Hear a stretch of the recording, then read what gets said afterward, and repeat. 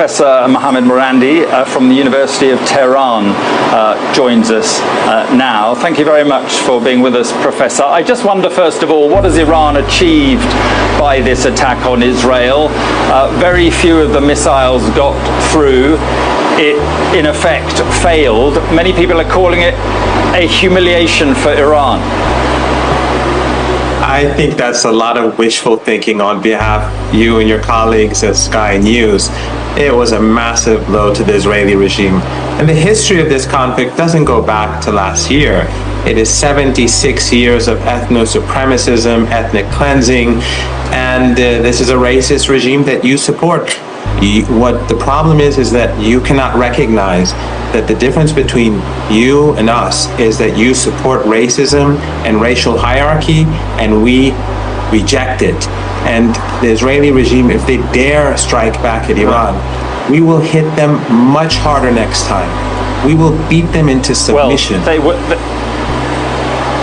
But they will strike back, won't they? No sovereign country can put up with having 180 ballistic missiles fired at them, so they will hit back, they will hit hard, and they could well hit your nuclear facilities, your oil production installations. They could cause Iran serious damage.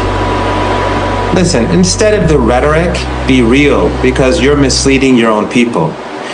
Iran has countless underground missile sites with hundreds of thousands of missiles across the country. They were made after the US invasion of Iraq and Afghanistan to deal with a potential war with the United States. So this puny regime, it is not a state, it is a colony. It is a racist, ethno-supremacist colony which the people call themselves the chosen people. Unlike you, we do not believe in chosen people.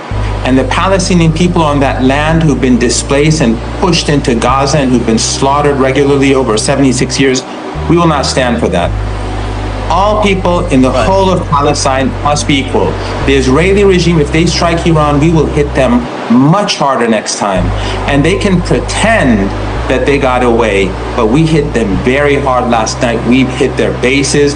And unlike the Israeli regime, which constantly carries out slaughter and genocide and is carrying out a Holocaust in Gaza, we struck their military targets, because unlike you, we actually care about human rights, not you.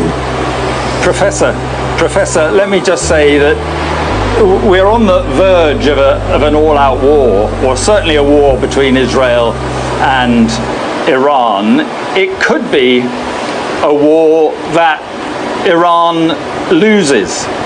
If Iran does lose that war, do you think that the current Iranian regime could survive a defeat?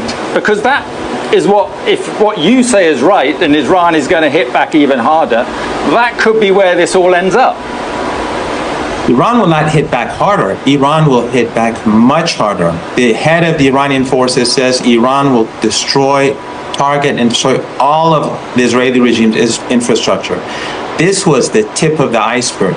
Iran will lose no war. The Israeli regime will. It is time for you and others to end your racism and to end your support for the superior race, and to accept that all people in Palestine have equal rights, and the Palestinian people have a right of return.